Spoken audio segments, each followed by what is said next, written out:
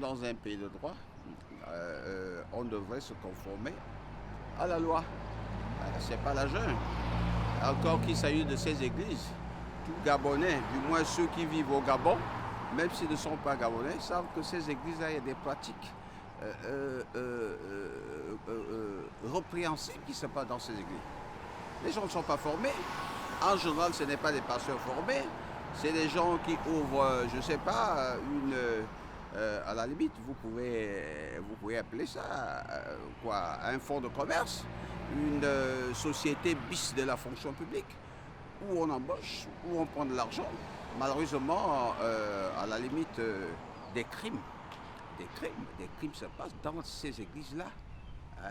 On en a récemment vu un monsieur lui-même qui passe aux aveux, un soi-disant pasteur, et qui dit carrément que lui, il couche avec les enfants de ses fidèles.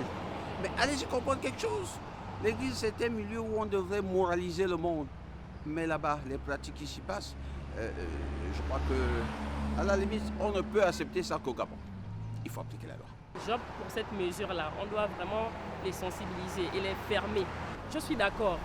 Le fait qu'on dise qu'on doit fermer les églises qui ne sont pas en règle. Pourquoi?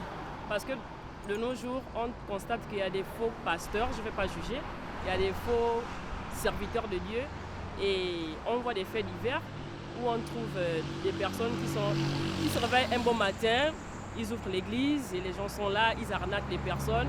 Une fois que c'est dans les règles, comme l'église catholique, je prends l'exemple des églises catholiques, c'est dans les règles, au moins là, nous tous on voit, on sait que c'est une église